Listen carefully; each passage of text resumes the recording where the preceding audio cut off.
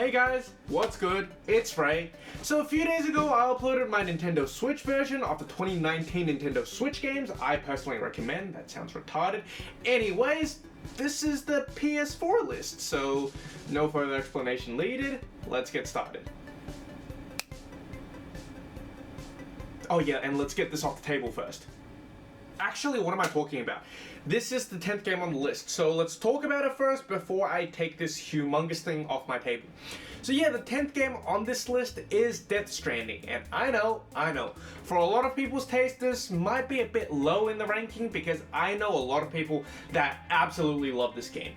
But on the opposite side, I also know people that absolutely hate this game. Like, I've never seen such a split in such like a AAA title for quite a while now. It just seems like people either really absolutely love it, like I've got friends who say like this is the best game on the PS4, which I feel like is an overstatement, and there's people who's also saying like this game is like a 3 out of 10. I'm like, okay, that's a bit much as well, but I can definitely understand the points from both sides, and this is a controversial game that only a specific group of people will like.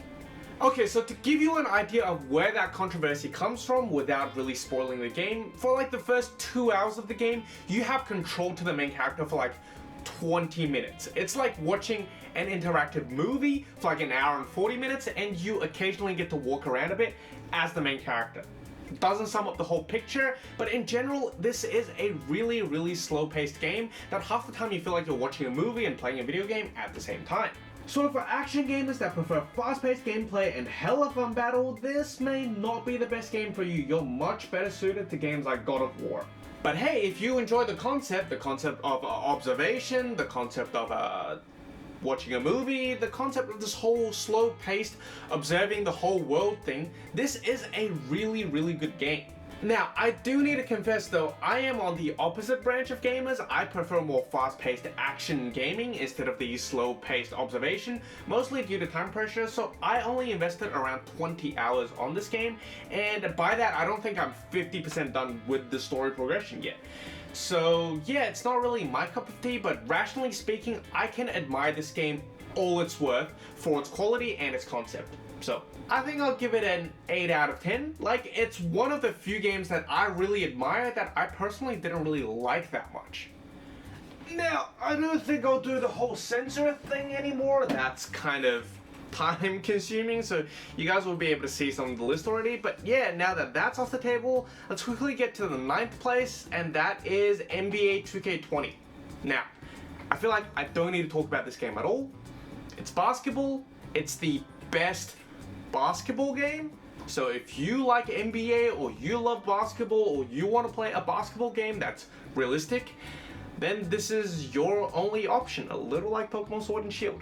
Now last year, if I had a list, this game would be like top 2 or top 3 because I spent a lot of time on 2K every single year. It's the game I'm always addicted to ever since I think 2K12. So it's been like 8-9 years since I've been playing this game. But 2K20 compared to 2K19 took a really big step back. If you are a 2K gamer, I bet you know what I'm talking about, like the lagginess, some of the bugs, the glitches. Like, for example, my career right now still does not have a name. I know there's a way to fix it, I just couldn't be bothered.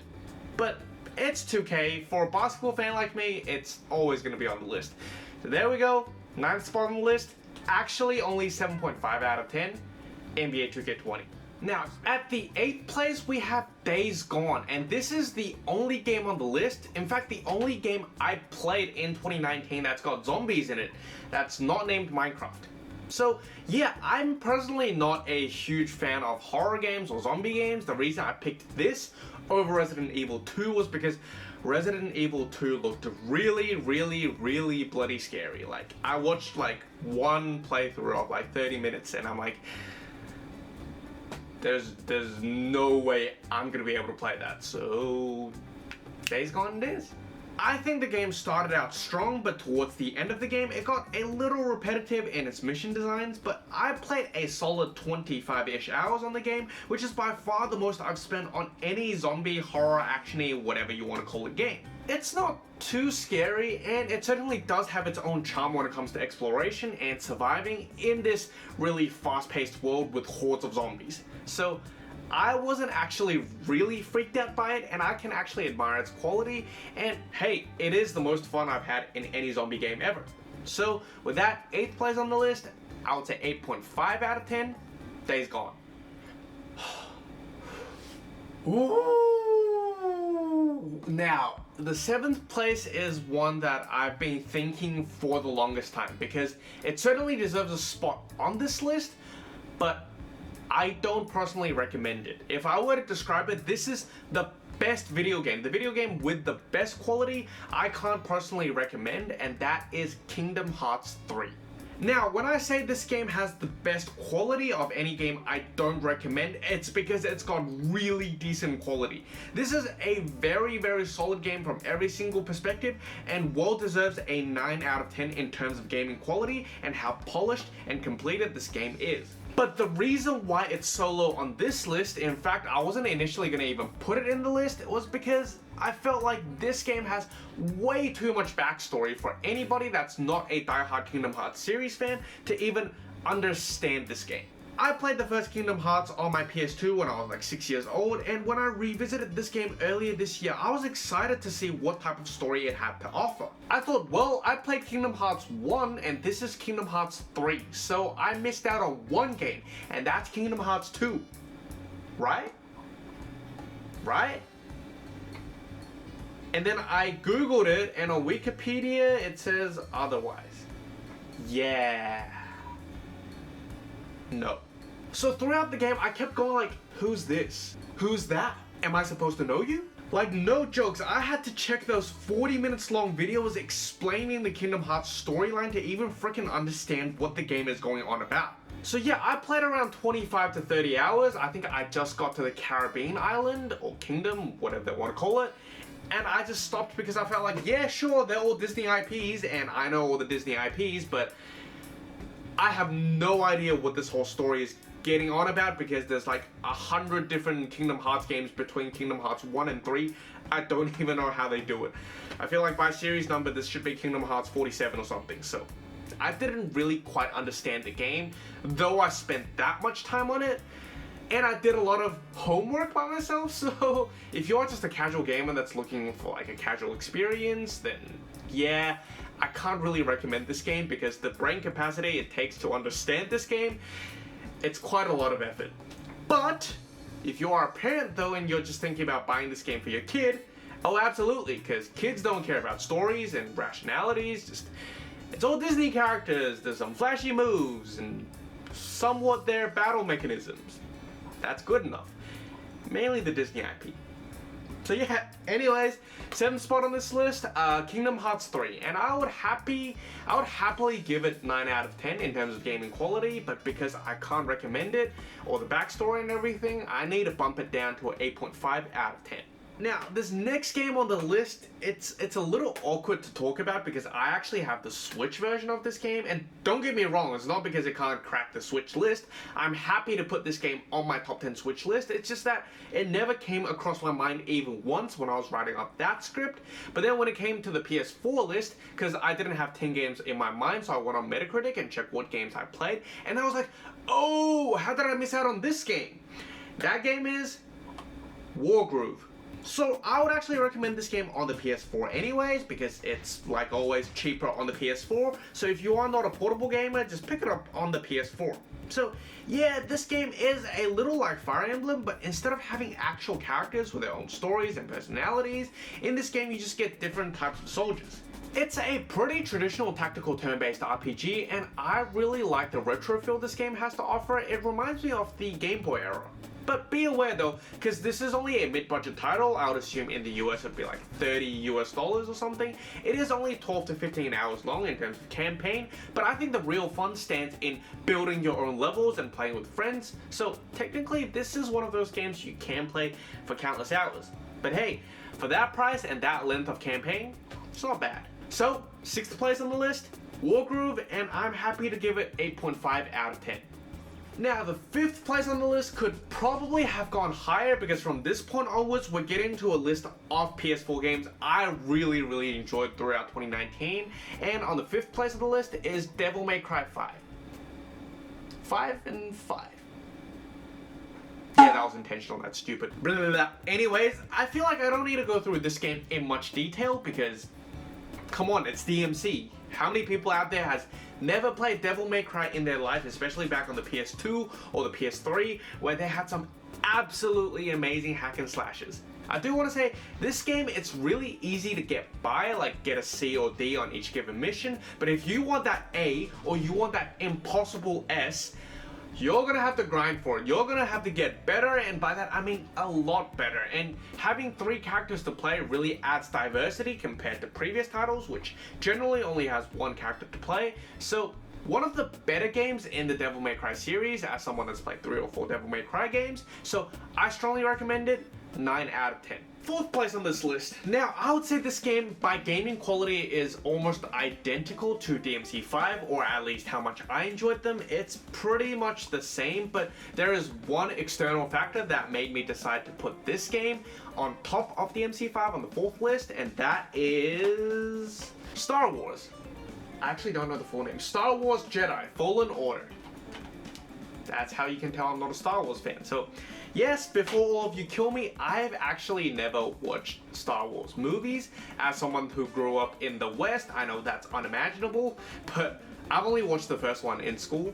That's it. So, I guess it's a fresh opinion on someone that's never really watched Star Wars and just playing a fresh out Star Wars game. I think take the Star Wars IP out of it because I don't personally have any nostalgia connected to this IP, so I really just treat it as any RPG game out there that's just got a very recognizable lightsaber. And the external factor I was talking about, EB made a proper RPG, just like a proper single player RPG. Who would have thought that's gonna happen after Star Wars Battlefront 2 and all the stupid microtransaction and loot boxes? Like, I'm just glad this game doesn't have like a loot box system that allows you to unlock lightsabers of like a different color or different parts that give you like buffs that allow you to get like 3 times damage or whatever, because all of that stuff was in Battlefront 2. So yeah, that's the external factor I was talking about. I'm just generally happy that EB learned how to make a proper, normal, single player RPG and did not mess anything up. Thumbs up for that. So yeah, 4th spot on the list, Star Wars Jedi Fallen Order, 9 out of 10. 3rd game. Now I'd say this game is also on the same level or the same tier as Star Wars and Devil May Cry, but I rate it a bit higher because of the 2-player experience, and that is Borderlands 3. So in the game you can choose 1 out of 4 characters from the very start, and each character have complete different moves. Depending on how many friends you would like to play with, you can play with up to 4 friends, and I would love to assume that's a hell lot of fun. Anyways, I've played the game for around 20 hours. I think I'm pretty, like, my gut feeling says I'm pretty close to finishing the main story. But yeah, either playing by yourself just as a hack and slash or a stress reliever, or playing with a lot of other gamers, this game is a lot of fun, so I strongly recommend it. And because it's the same tier as Star Wars and Devil May Cry, also 9 out of 10. Next game I want to talk about is probably the game I've finished the most on this list, and I really admired it because its predecessor kind of disappointed me, and the game is right here in the middle, Far Cry New Dawn. So the Far Cry series always have one spin-off title and the one main series title. So for example, from Far Cry 4, and then they had Far Cry Primal, which is the spin-off, and then they had Far Cry 5, and then Far Cry New Dawn. So the game I'm talking about that disappointed me, I actually have it right here. There we go, is Far Cry 5. Now, I was really looking forward to this game after really enjoying Far Cry 4 and somewhat enjoying Far Cry Primal, so I felt like, you know, the main series title is going to be better. But this game didn't actually turn out to be what I expected. If you played previous games, there's no debate that Pagan Min is a much more charismatic villain compared to the father. That's just straight up a lunatic in my opinion. But anyways, when I was kind of disappointed in the series, I was truly surprised by Far Cry New Dawn that as a mid-budget title, I think it launched at $40 US, how impressive the game is even with a smaller map. So even though this game has a smaller map compared to Far Cry 5, this game is still a decent 20 hours long in terms of main story progression, and the map is more compact, so you don't feel like the map is empty at any stage, and there's still a lot to do. I really enjoyed this game. I think the story was more interesting, the villain was more interesting, and the general progression of the game is much smoother compared to Far Cry 5. So if you had to pick one Far Cry game that's released over the past couple of years to play, I would say Far Cry 4 first, and then it's Far Cry New Dawn. It's a really, really good shooters title and just an open world RPG. So I would like to give it a 9.5 out of 10. Last place on the list should not be surprising to most, because I think more people would be surprised if I don't have this game on the list at all, and that is Sekiro: Shadow Dies Twice. Okay, first of all, this is straight up the hardest game I've played, not just in 2019, probably in the past 5 years. This game is bloody difficult, and as much as I like it, I also hate it, but it was such a good experience swearing for like 10 hours straight just to beat one boss. I just remember when facing the first mini boss, I forgot, or I didn't know there were firecrackers, so I didn't get firecrackers from the other area and I just charged straight in. And boy, I died like 50 to 100 times just to beat that boss, and I was like, yes! This must be like the most difficult boss ever. And then I checked Google and I'm like, oh, this is the first out of like 16 mini bosses? Like, that wasn't the hardest boss to fight, but that gave me the deepest impression on the difficulty of this game. And trust me, I really enjoy it when a game offers me that level of challenge. I feel like I need to beat it just to prove a point. So yeah, this is by far, okay, not by far, but by a fair margin, my favorite game of 2019. And if you are only allowed to pick up one Nintendo Switch game, Nintendo Switch, too much of a fanboy. If you are only budgetly available to pick up one PS4 game, or you would just like to give it to someone that's really known for swearing a lot when playing video games, Sekiro is definitely the best choice. 10 out of 10, absolutely gorgeous, fantastic, amazing. Whatever good word you can think of, put it on this game. It deserves every single praise I'm giving it. So yeah, that's it guys. That's the top 10 PS4 list of 2019. I do want to say though, there are all these games I very much enjoyed or admire in terms of gaming quality, but I feel like this list is a bit weaker compared to last year's lineup, because firstly, there's no Black Horse in this year. Like, all the games I have here, I kind of expected them to be good, but last year there was a game that truly surprised me. It blew me away, and that was Detroit Become Human. Oh my goodness, I love the game so much. It talks about humanity, it's got choices. Oh, it's just, it blew me out of the water. Like, I never even heard of it before picking up the game, and I played it and it was amazing. And on top of that, there were a lot more 10 out of 10 games in last year's list, like Red Dead Redemption 2, God of War, Marvel Spider-Man. It's just, overall, I felt like the 2018 lineup for the PS4 was stronger.